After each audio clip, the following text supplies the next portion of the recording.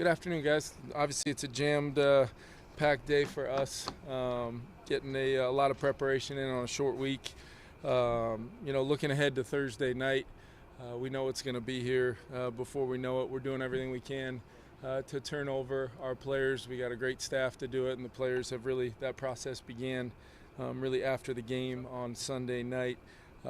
We don't officially have full speed practices this week, but end up getting a lot of very, very important on the field work via the walkthrough. We'll have our guys feeling good and ready to go compete. Wanted to give you guys just an update. Earlier this morning, we did put McCarthy through an on-field workout just to see if he had a chance to make it this week. JJ, the medical staff, myself, we're all kind of encouraged about where he's at and the progress he's making, but he's just not there. And if this was a Sunday game, maybe it would be a little bit of a different story, and we could push it throughout the week and see where he's at towards the end of the week. But really, I look at today almost as the combination of a Wednesday, Thursday, but really it is a Friday on the timeline of coming up on being 48 hours out from the game. So we wanted to have a plan at the quarterback position, and it'll be very similar to last week. Carson will start, Max will be the backup, and JJ will be available in the case of emergency as the third.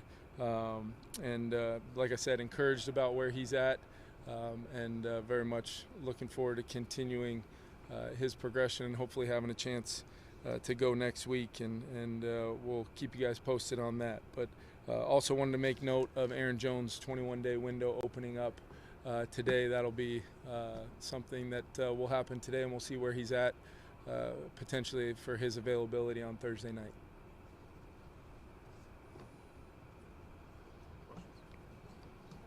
Kevin, what have you seen from Dallas Turner, both on and off the field, taking on obviously a lot of responsibility with getting Yeah. the ankle out? He's had obviously a lot of snaps and some impactful plays. I think we're asking him to do quite a bit, especially in our emphasis of trying to stop the run last week. I thought Dallas was really, really good setting edges against a really physical front.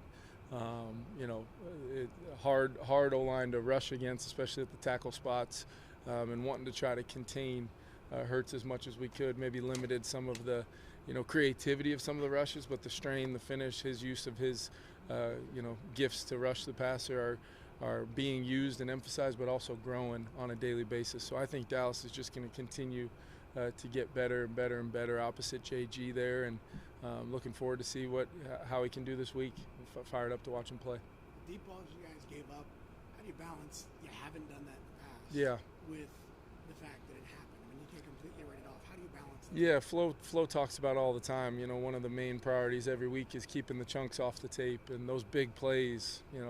There were some, obviously some huge plays for scores, but it's not just those. It's also the third and long. You stop the run, you get them in second and long, and then into a third and long, and they were able to make some kind of back-breaking kind of plays to either stay on the field or, in some cases, as you said, those long completions. Obviously, you got to look at, is there anything in the makeup of the play, from the call to the technique to the communication, that we could do better at, and then ultimately just continue to trust in the fact that if we continue to do the things defensively that equal good principles for us, we've shown to be able to cause disruption, leads to negativity, and then have chances at turning the football over, because we've just got to find a way to make that part of our DNA, and obviously strain and stress the things that are really important to doing those things that Flo brought here with them with this defensive philosophy that we've had a lot of success with. But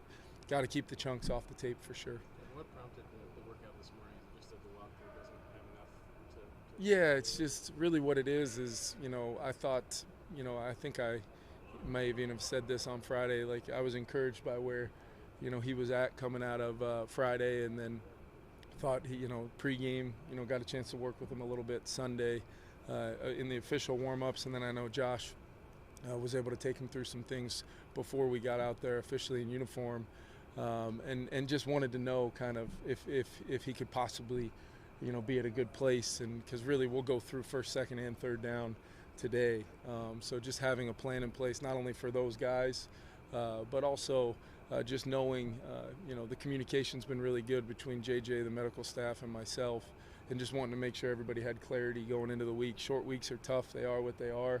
But we're attacking it and have a lot of confidence in our team to go out to LA and play well. But just more about the clarity and making sure we've got the right plan for the week, while knowing we've got to continue the minute-to-minute daily progression that he's been on, as we still have a lot of football left in the season. Kevin, when you say JJ's just not there yet, what kinds of thresholds do you still need to see him clear before you say, yeah, he is? Yeah, it's some of the movements that the reactionary movements within the pocket, being able to use his athleticism to protect himself in the pocket, and then as he's able to work through progressions, I feel really good about the work we've done on the foundation of his fundamentals. That's been pretty evident through the work that he's done, and he's really the commitment to doing that. It's really just about, hey, there's maybe a guy gets edged and I don't really know the movement I'm going to have to make. That's where, he still feels it. And if he doesn't have the ability to do that pain-free, we obviously risk setting him back, which would be very, very unfortunate with the time lost already. But also giving him the best chance to go out there and have success is ultimately, what we're looking for. I really, having to overcome certain things, that's kind of been the story of our season. If you look at it for JJ, I mean, whether it's, early on in the Chicago game, we just didn't have a great all-11 feel to our execution than we did late in the game and had a bunch of success and won that game. And then clearly the circumstances involved in week 2 made it less than, ideal from a standpoint of preparing a guy to play in a football game. So, and now you have the injury as part of it.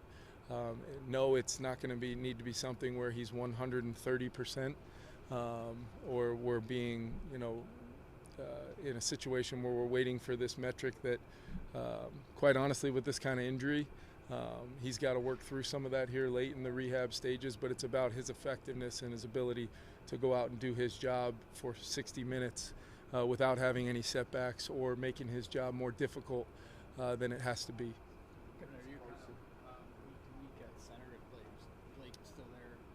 Yeah, I think Jergs is continuing to. He was available and ready to go, and I feel like we're giving both those guys some reps this week, and we'll go with what we think is the best 5 for the game for sure. Kevin, where's Carson with his health just coming out of Sunday? Yeah, it was a physical game. Obviously, he competed his tail off to the very end and was able to steal us some first downs and take some hits, on some of those plays, as well as some of the.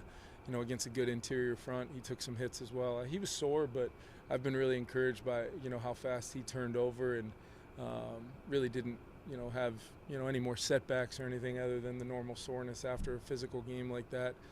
So he had already had a great walkthrough, and we'll continue to progress throughout this very, very short week to get him and all of our guys ready to go after what was a physical game on Sunday. Kevin, what is the key to turning I'll come over? back to you. Yeah.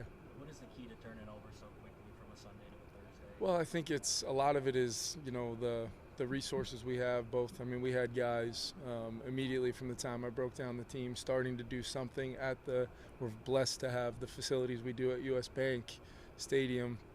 And then yesterday was about getting them in, trying to flush out whatever we could with some movement, a lift, massages. I think every player on our team, either got one or had one available to them here in-house. And then we were able to kind of, meet mentally, kind of absorb what we needed to improve from the game, and then get ready to start moving. And you're not flushing it from a standpoint of forgetting what happened on Sunday, but at the same time, you've got to move forward and prepare for a really good team, while knowing there's some things that we could have easily, in our control, done better in the football game on Sunday against a good team to have a chance to win. I don't think anybody on our team, staff or player, didn't leave US Bank Stadium knowing that there's a lot to build off of, in a game that did not go our way. Results did not go our way, but if you look at it from a standpoint of a lot of the positive things that were done and then the correctable things that were clearly on the tape and things for both players and coaches, we're encouraged, and that's what sometimes a short week can give you, is a chance to take some of that and put it into action. Think back to evaluating Justin Herbert pre-draft. What stands out the most to you about just the arc that he's had? Yeah, I think he's big, he's strong, he's very athletic. I still don't know if he gets enough credit for his athleticism. I mean, the mobility in Justin's game is real. He can hurt you in the pocket with, elite arm strength and accuracy, but then he can clearly make plays with his legs and create to give them extended opportunities at plays down the field and staying on the field, moving the chains. And we know they want to run the football. We know they want to do a lot of things off of that run game, but the pass game and the weapons they have, both the guys that are known guys, and they've got, some guys really emerging as well on that offensive side, getting some real opportunities. So, I just remember seeing a guy that, in that kind of spread, no-huddle system at Oregon, you could still see a player with the skill set that would really fit any NFL offense, and that's absolutely become an accurate statement. Not only where he's at, but I think he's still an ascending player as well. He's a very, very impressive player.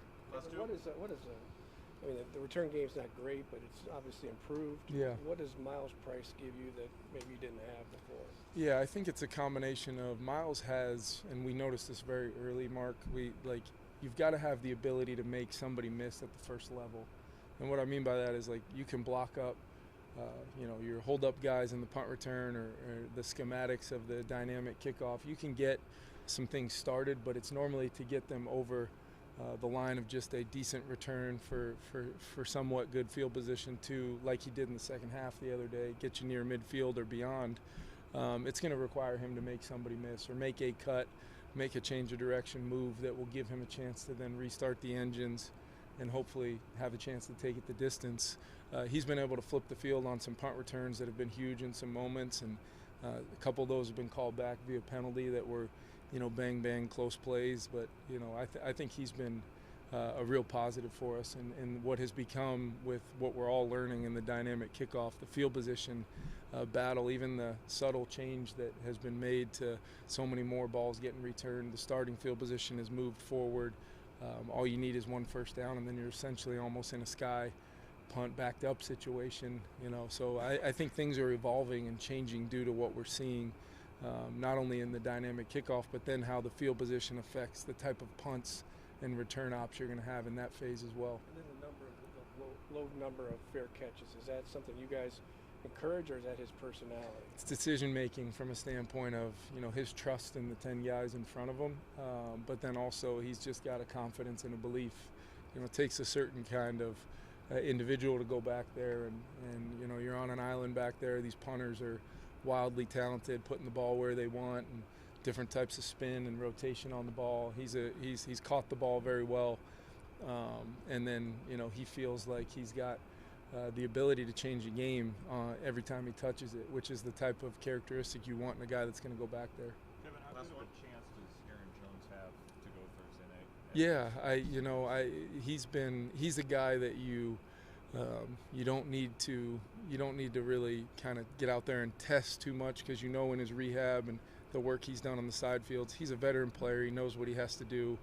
He knows what he needs to feel like, and then we'll be smart with Aaron, but at the same time, we know he's here for a reason, and we know what he can bring to our offense. So we'll see how he responds. He's because he didn't play on Sunday, he can do a little bit more either with the trainers or side work in conjunction with what he's doing in the walkthrough to mentally prepare to kind of figure out where he'll be at on Thursday. Thanks, everyone. Locker room is open. Thank you.